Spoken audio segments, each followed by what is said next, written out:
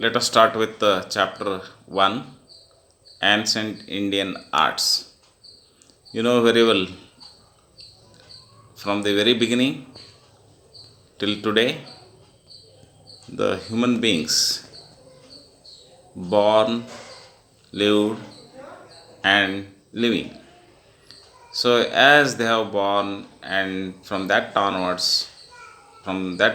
onwards till today, they have learned the language, they have learned the very different type of arts, skills, tactics, and everything.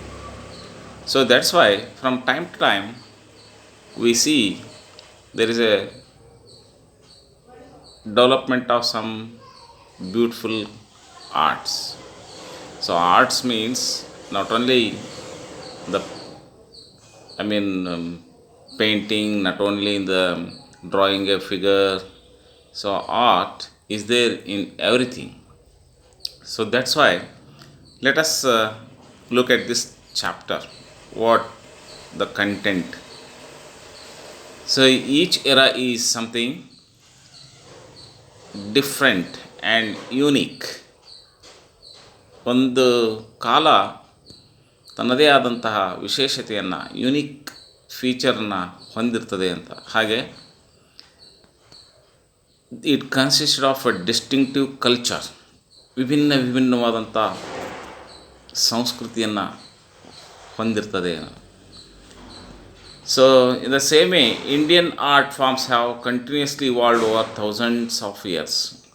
So ಭಾರತದ ಒಂದು ಕಲೆ ಇತಿಹಾಸವನ್ನು ನಾವು ಇಣುಕಿ ನೋಡಿದಾಗ ಏನು ನಾವು ಇವತ್ತು ಟೈಟಲ್ ಇದೆ ಆ್ಯನ್ಷೆಂಟ್ ಇಂಡಿಯನ್ ಆರ್ಟ್ಸ್, ಅಂದ್ರೆ ಪ್ರಾಚೀನ ಭಾರತದ ಕಲೆಗಳು ಅನ್ನೋ ವಿಚಾರದಲ್ಲಿ. So from the very beginning, if we go back to look 1000 years back. So in the ancient India, various art forms like paintings, architecture and sculpture evolved.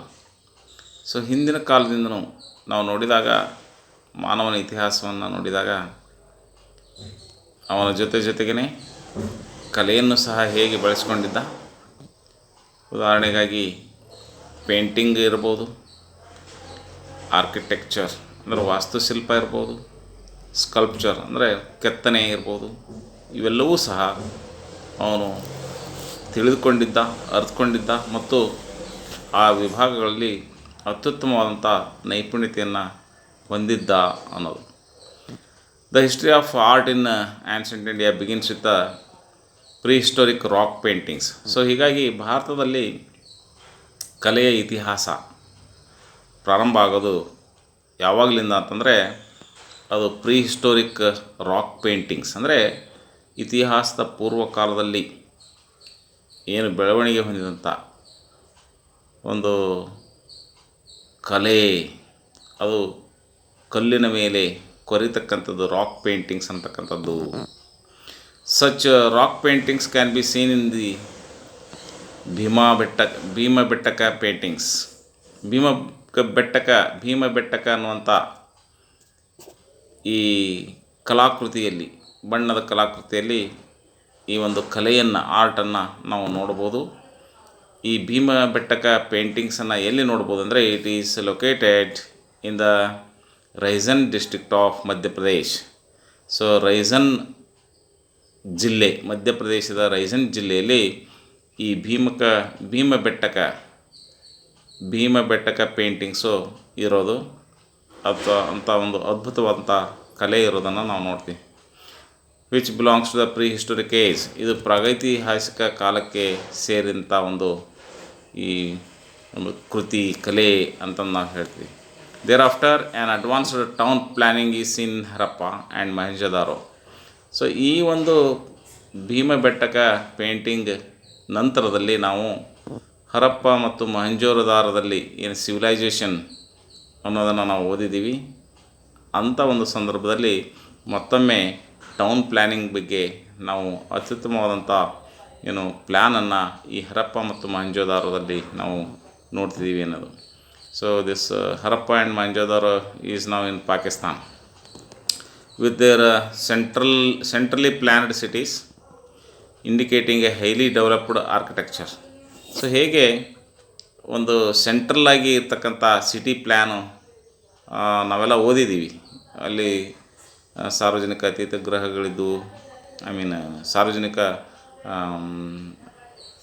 ಸ್ನಾನಗೃಹಗಳು, ಸಾರ್ವಜನಿಕ ಸ್ನಾನಗೃಹಗಳಿದ್ದು, ಸೊ ಇಟ್ಟಿಗೆಯಿಂದ ಕಟ್ಟಲಾಗಿತ್ತು, ಭಾಳಷ್ಟು ಅತ್ಯುತ್ತಮವಾದಂಥ ರೀತಿಯಲ್ಲಿ ಅದನ್ನು ನಿರ್ಮಿಸಲಾಗಿತ್ತು ಅನ್ನೋದನ್ನು. Another remarkable example of sculpture from Harappan civilization comes in the form of dancing girl from Mohenjo-daro. ಮೊಹೆಂಜೊದಾರೋದಲ್ಲಿ ಇನ್ನೊಂದು ಕಲಾ ಒಂದು ಕೃತಿ ಅದು ಯಾವುದು ಅಂತಂದರೆ ಡ್ಯಾನ್ಸಿಂಗ್ ಗರ್ಲ್ ಅನ್ನುವಂಥ ಒಂದು ಮೂರ್ತಿ, ಡ್ಯಾನ್ಸ್ ಮಾಡ್ತಾ ಇರ್ತಕ್ಕಂಥ ಒಂದು ಹುಡುಗಿಯ ಚಿತ್ರ. ಅದು ಒಂದು ಸಹ ಹರಪ್ಪದಲ್ಲಿ ಸಿಗ್ತಕ್ಕಂಥದ್ದು. ಅದು ಒಳ್ಳೆಯ ಕಲಾಕೃತಿಗೆ, ಸ್ಕಲ್ಪ್ಚರ್ಗೆ ಅತ್ಯುತ್ತಮ ಉದಾಹರಣೆ ಅಂತ ಅನ್ನೋವಂಥದ್ದನ್ನು ನಾವು ಇಲ್ಲಿ ನೋಡ್ತೀವಿ. The use of symbolic forms in India is as old as the Harappan seals. So ಈ ಸಿಂಬಾಲಿಕ್ ಫಾರ್ಮ್ಸ್ ಏನದು, ಇಂಥ ಒಂದು ಕೃತಿಗಳು ನಾವು ಆ ಹರಪ್ಪನ್ನ ಕಾಲಕ್ಕೆ ಮತ್ತೊಮ್ಮೆ ನಾವು ಹೋಗ್ತಿದ್ದೀವಿ ಅಂತ ಅನ್ನೋದು. The fire altars of Vedic period, ವೇದ ಕಾಲದ ಒಂದು ಯಜ್ಞ ಯಾಗಾದಿಗಳು ಮಾಡಲಿಕ್ಕೆ ಕಟ್ಟೆಯನ್ನು ಕಟ್ಟಿ ಅದರಲ್ಲಿ ಮಾಡ್ತಕ್ಕಂಥ ವಿಧಾನ ಇರ್ಬೋದು. With their astronomical and mathematical significance, ಅದರ ಒಂದು ಗಣಿತ ಮತ್ತು ಗುಣಿತದ ಒಂದು ಮಹತ್ವ. Also play an important role in the evolution of the later temples. So ಆ ಅಳತೆ, ಆ ಒಂದು ಚೌಕಟ್ಟು ನಿಜವಾಗಿಯೂ ಅದ್ಭುತವಾದಂಥದ್ದು. ಮುಂದಿನ ಗುಡಿಗಳ ನಿರ್ಮಾಣಕ್ಕೆ ಅತ್ಯುತ್ತಮವಾದಂಥ ಜ್ಞಾನವನ್ನು ಒದಗಿಸಿದ್ದು.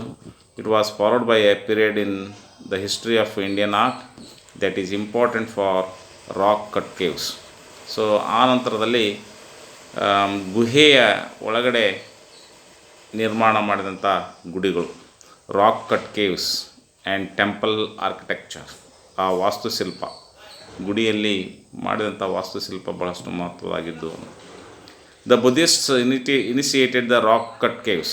ಹಾಗಾದರೆ ಈ ಕಲ್ಲಿನ ಗುಹೆಯೊಳಗಡೆ ಮಾಡಿದಂಥ ದೇವಸ್ಥಾನಗಳು ಯಾರಿಂದ ಪ್ರಾರಂಭಿಸಲ್ಪಟ್ಟವು ಅಂತಂದರೆ ಬೌದ್ಧ ಧರ್ಮದ ಅವರಿಂದ ಈ ಒಂದು ರಾಕ್ ಕಟ್ ಕೇವ್ಸು ಪ್ರಾರಂಭ ಆಯಿತು. ಆನಂತರದಲ್ಲಿ Hindus and Jains started to imitate them at Badami, Aihole, Ellora, Salsette and Elephanta caves in Maharashtra. So ಬುದ್ಧರ ನಂತರದಲ್ಲಿ ಹಿಂದೂಗಳು ಆಗಿರ್ಬೋದು, ಆನಂತರ ಜೈನರಾಗಿರ್ಬೋದು, ಅದನ್ನು ಬುದ್ಧರ ವಿಧಾನವನ್ನು ಹಿಂದೂಗಳು, ಜೈನರು ಅದನ್ನು ಅನುಕರಣೆ ಮಾಡ್ತಾ ಹೋದರು, ಇಮಿಟೇಟ್ ಮಾಡಿದರು. ಹೀಗಾಗಿ ನಾವು ಬಾದಾಮಿಯಲ್ಲಿ ಐಹೊಳೆ, ಎಲ್ಲೋರಾ, ಸಾಲ್ಸೆಟ್ಟು ಅದು ಮಹಾರಾಷ್ಟ್ರದಲ್ಲಿರ್ತಕ್ಕಂಥದ್ದು, ಎಲಿಫೆಂಟಾ ಕೇವ್ಸು ಮಹಾರಾಷ್ಟ್ರದಲ್ಲಿರ್ತಕ್ಕಂಥದ್ದನ್ನು ನಾವು ನೋಡ್ತೀವಿ. ಔರಂಗಾಬಾದ್ ಆ್ಯಂಡ್ ಮಹಾಬಲಿಪುರಂ ಅಲ್ಲಿಯೂ ಸಹ ನಾವು ಕಾಣ್ತಿದ್ದೀವಿ. ನಾವು the rock cut art has continuously evolve. So ಈ ಕಲ್ಲಿನಲ್ಲಿ ಕೊರೆದು ದೇವಸ್ಥಾನ ನಿರ್ಮಾಣ ಮಾಡ್ತಕ್ಕಂಥದ್ದು ಕಂಟಿನ್ಯೂಯಸ್ ಆಗಿ ಅದು ಮುಂದುವರಿತು. Since the first rock cut caves, ಪ್ರಾರಂಭದ ಹಂತದಲ್ಲಿ ಏನು ಅಂತ ನಿರ್ಮಾಣ ಆಗಿದ್ದು ಅದು ಹಾಗೆಯೇ ರಾಕ್ ಕಟ್ ಕೇವ್ಸ್ ನಿರ್ಮಾಣ ಮುಂದುವರಿತು. To suit different purposes, social, religious context and regional differences. So ಯಾವ್ಯಾವ ಸ್ಥಳದ ಭಿನ್ನತೆ ಇದೆ, ಭಿನ್ನವಾದ ರೀತಿಯಲ್ಲಿ ಆ ರಾಕ್ ಕಟ್ ಕೇವ್ಸು ಮತ್ತು ಅಂಥ ವಾಸ್ತುಶಿಲ್ಪ ನಿರ್ಮಾಣ ಆಯಿತು, ಬೆಳೀತು ಅಂತ ಹೇಳ್ಬೋದು. Along with the art forms like architecture, painting and sculpture. So ನಾವೀಗ ಆರ್ಕಿಟೆಕ್ಚರ್, ವಾಸ್ತುಶಿಲ್ಪ, ಪೇಂಟಿಂಗು ಮತ್ತು ಸ್ಕಲ್ಪ್ಚರ್, ಕೆತ್ತನೆ, ಇವುಗಳ ಜೊತೆಗೆ there have been changing folk and tribal art traditions in India. So ಬದಲಾವಣೆ ಆಗ್ತಕ್ಕಂಥ ಜನತೆ, ಅವರ ಒಂದು ಸಂಸ್ಕೃತಿ ಮತ್ತು ಅವರ ಸಂಪ್ರದಾಯಗಳ ಜೊತೆಗೆ ನಾವು ಅಂತಹ ಕಲೆಯನ್ನು ಸಹ ಕಾಣ್ತಿದ್ದೀವಿ ಅನ್ನೋದು. The art forms are expressions of people belonging to different cultural and social groups of India.